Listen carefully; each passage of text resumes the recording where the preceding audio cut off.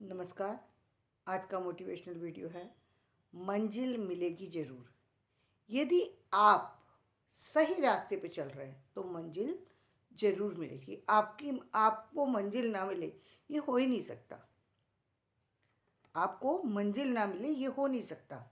ये बात मैं क्यों कह रही हूँ आप दावे के साथ? इसलिए आपने देखा है, जब आप एजुकेशन ले रहे होते, भाई देखिए, जो हम भाग्य की बातें जो हम बार बार कहते हैं, तो आप उस टाइम पर देखिए, जितने बच्चे आपके साथ एडमिशन लेते हैं वो सारे जो है आगे तक जाते हैं।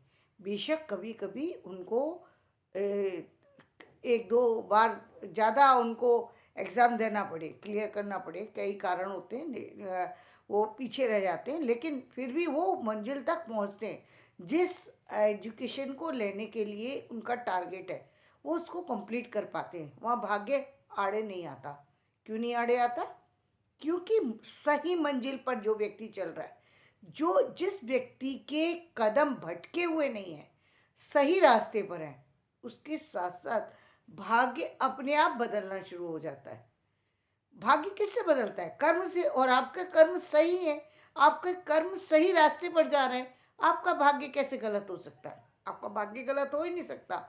आपके निर्णय गलत हो ही नहीं सकते। निर्णय किसके गलत हो सकते?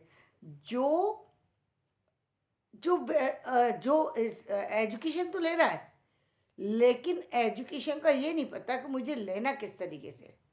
एजुकेशन ले रहा है लेकिन ये नहीं पता कि किस तरीके से लेना है। वो भटक सकता है, वो भटक सकता है। हो सकता है उसको सही रास्ता मिल जाए और कोई व्यक्ति उसको सही रास्ते तक लेके चला जाए। जैसे एक कबीर के बारे में हम कहते हैं कि कबीर को आगे तक सही रास्ता मिल गया और वो ज्ञान के मार्ग पर बढ़ गए, लेकिन क्या उस जमाने के और लोग बढ़ पाए? नहीं बढ़ पाए। क्यों नहीं बढ़ पाए? क्या उनका भाग्य ने उनका साथ नहीं दिया या कर्म ने उनका साथ नहीं दिया? कर्म ने। उनका कर्म तो हो रहा था लेकिन सही दिशा में नहीं हो रहा था, इसलिए मंजिल पर नहीं पहुंच पा रहे थे।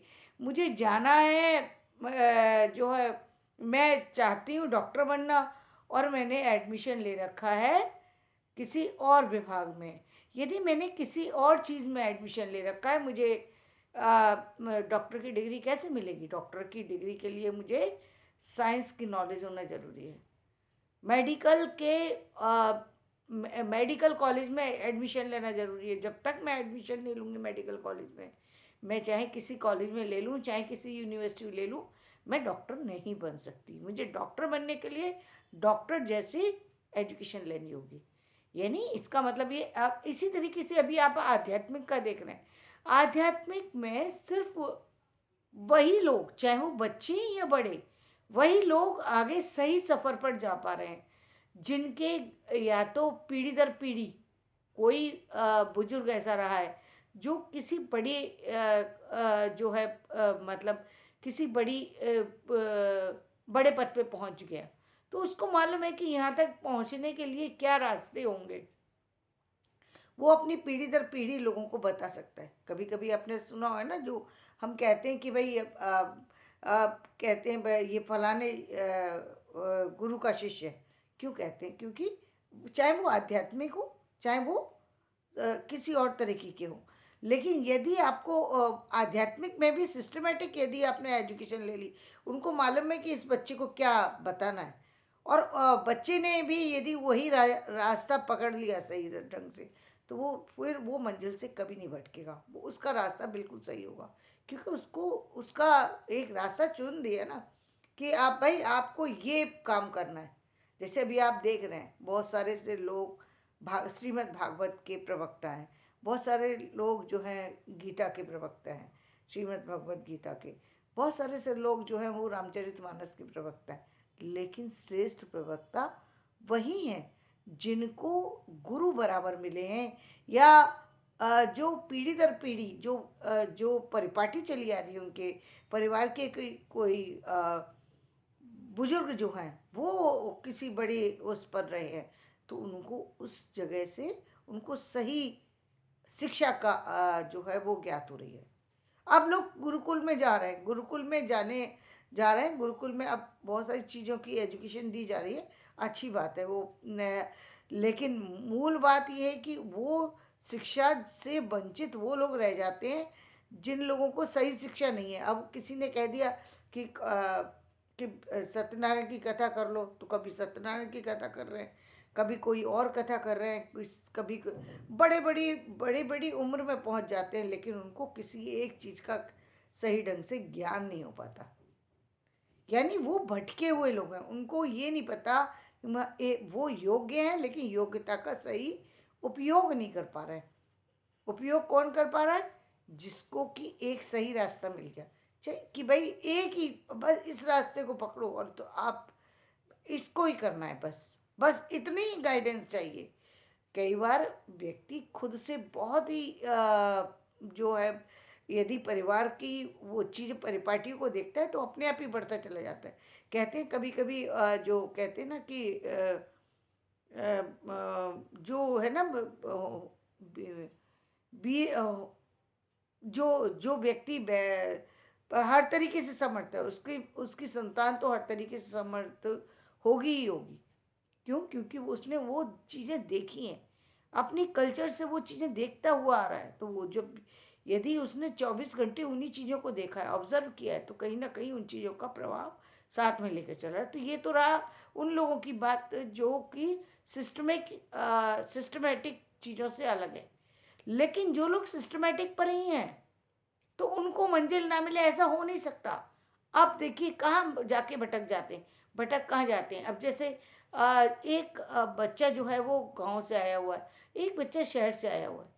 तो जब वो बच्चा ऐसे ऐसे स्कूल एजुकेशन में होता है जहाँ पर उसके जितने भी टीचर्स हैं उसको सही मार्ग दिखा रहे हैं, तो उसको आगे जो अपनी एजुकेशन को लेने में, उसको एजुकेशन के फील्ड को चुनने में उसको इजी हो जाता है।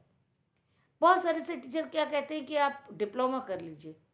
अरे भाई, डिप्लोमा क्यों करा रहे हैं आप समझदार हैं कि डिग्री की अलग अहमियत है और डिप्लोमा की अलग अहमियत है। डिप्लोमा उस व्यक्ति को करना चाहिए जो व्यक्ति कहीं ना कहीं एजुकेशन लेने में कहीं ना कहीं कमज़ोर है, या फिर उसके पास टाइम नहीं है, या कहीं कभी कभी फाइनेंशियली दिक्कत है, या उसको इमिजिएटली किसी कोई जॉब चाहिए चाहिए, उसकी फैमिली उससे बंधी हुई है, उसका परिवार कोई मतलब बहुत बड़ी मजबूरी है कि आपको उस काम को करने पर ही आपको अपने जो आपको उस समय रिजल्ट चाहिए वो रिजल्ट मिल सके, तो आप डिप्लोमा कर लीजिए। अदरवाइज पूरी डिग्री ही लेना चाहिए किसी भी फील्ड की।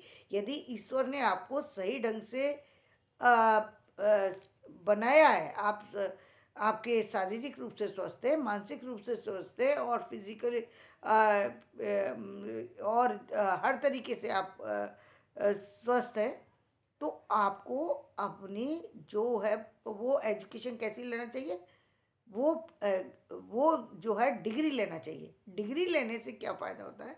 तो डिग्री लेने से आपकी जो एजुकेशन है वो रेगुलर, मतलब एक तरीके से वो एजुकेशन पूरी एजुकेशन हुई है, अधूरी एजुकेशन नहीं है। और जो पूरा ज्ञान है वो तो हमेशा लाभ देता है, वो लाभ ना दे ऐसा हो ही नहीं सकता, ऐसा नहीं होता है।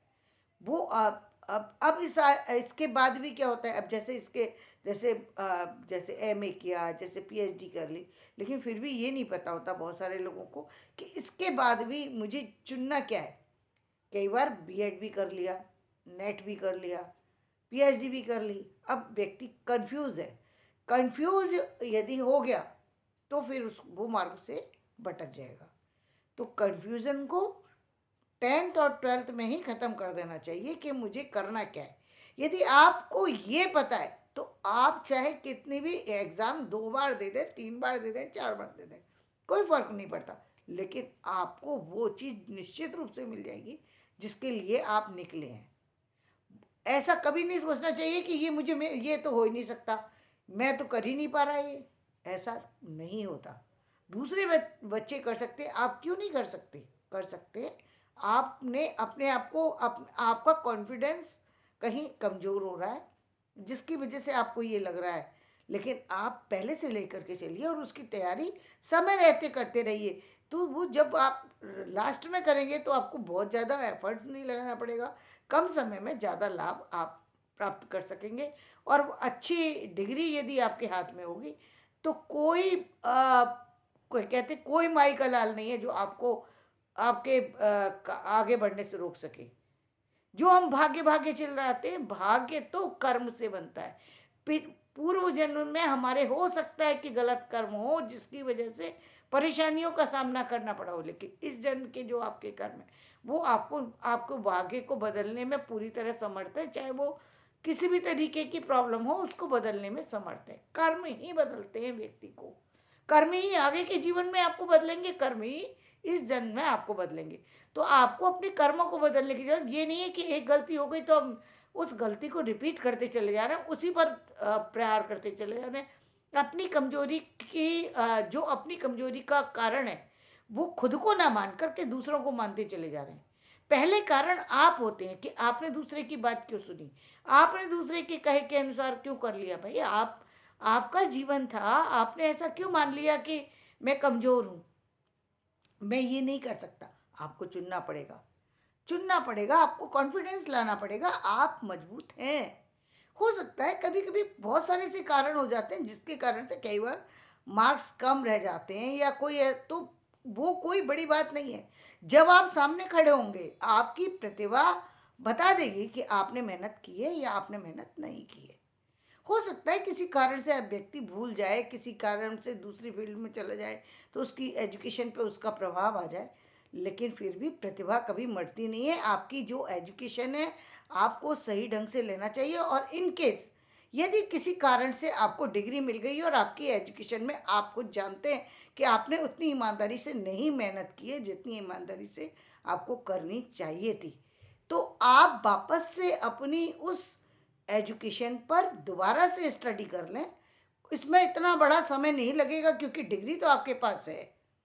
बस कहीं कमी रह गई है तो वो आपकी एजुकेशन पे कमी रह गई है। आप उस पर फोकस करिए और अपनी उस कमजोरी को दूर करके अपने आप को इतना मजबूत खड़ा कीजिए कि कोई जो है आपको जॉब तो आप जो चाहें वो आपको देने के लिए मजबूर हो जाए। कोई भी आपको वो देने के लिए कि आपको ये इस कल्चर को ख़त्म कर दीजिए अपने इंडिया से। इस कल्चर को ख़त्म कर देना चाहिए कि हमें रिजर्वेशन चाहिए। रिजर्वेशन का शब्द सिर्फ उन लोगों के मुंह पर आता है जो लोग कमज़ोर होते हैं। कमज़ोर व्यक्ति बिना किसी कारण के दूसरों को दोष देकर के हमेशा यही बताने की कोशिश करता है इसकी वजह से मुझे ये नहीं मिला, उसकी वजह से ये नहीं मिला, ये नहीं हुआ, मैं ये भाग्य कमज़ोर है, ये कम जो भी चीज़ें हैं वो ये नहीं कह सकते हम है नहीं है। लेकिन भाई उस समस्याओं से आगे कैसे निकला जाएगा, प्रश्न ये है। समस्याएं तो संसार में हैं, समस्याओं का अंत कैसे हो इस पर सोचने की कोशिश करना चाहिए। तब आप जीवन में आगे निकल जाएंगे। आपको कोई भी परेशानी जो है वो प्रभावित नहीं कर पाएगी। तो धन्यवाद। मेरा वीडियो पसंद आए इसे लाइक करें, शेयर करें और सब्सक्राइब करें।